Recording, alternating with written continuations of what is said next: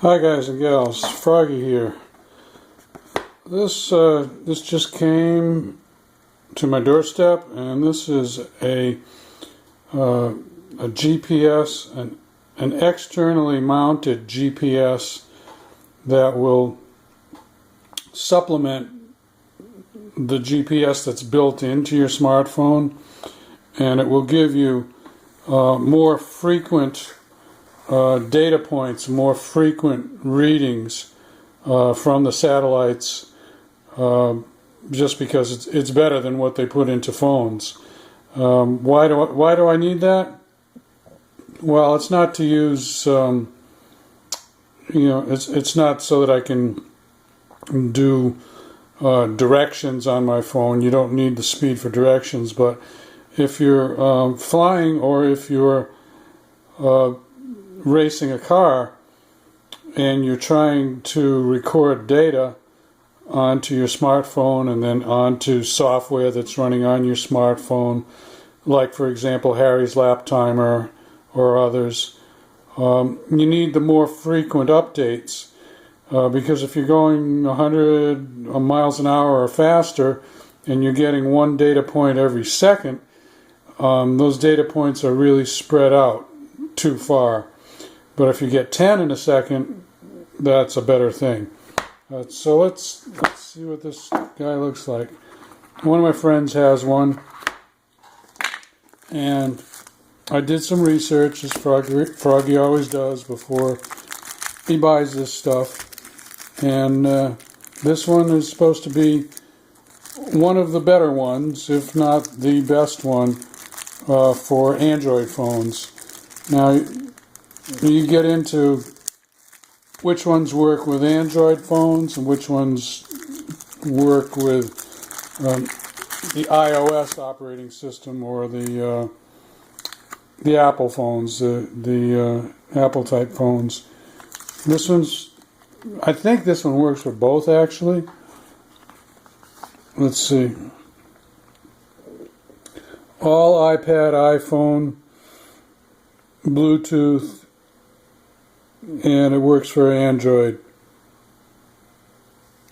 It says requires Bluetooth Serial Port Profile (SPP) on Android.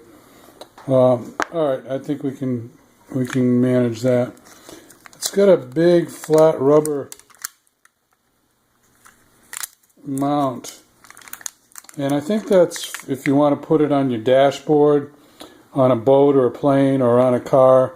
On a car, I'm going to have to tape this down or mount it a little more solid because cars bounce around. But let me, I'm going to put this down for a second, give it a quick, give the directions a quick read, and then I'll show you a little bit more. We've got a charger for using in a car or a boat, I suppose, and we've got one for using for charging from a computer. It already appears to have some charge on it.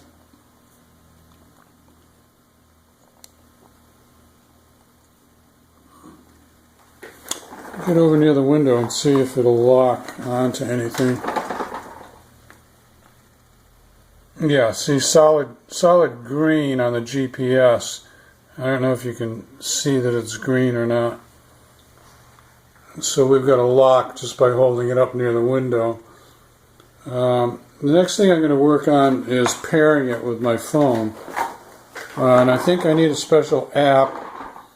It's called SSP or SPP. Hold on.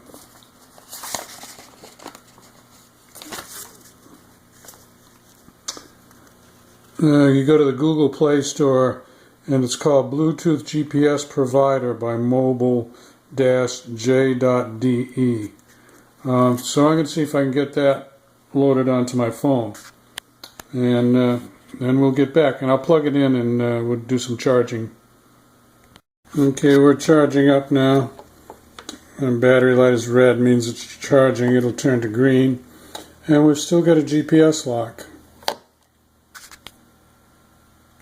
Well, okay, I've got it paired. You can see the blue light is on there. What I did have to do, and the instructions are pretty good. I didn't have to call dual, so I guess that means the instructions are good enough.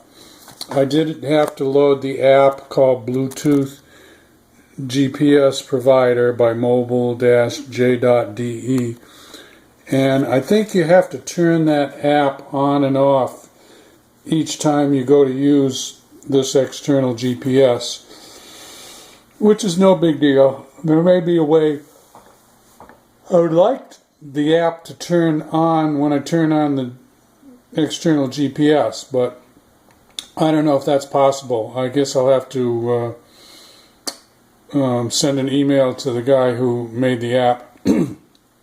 But anyway, it looks like it's working, so the next thing would be to try it in my car, and I'll probably do a separate video on that. Let's call this one the unboxing video and the setup video. Okay?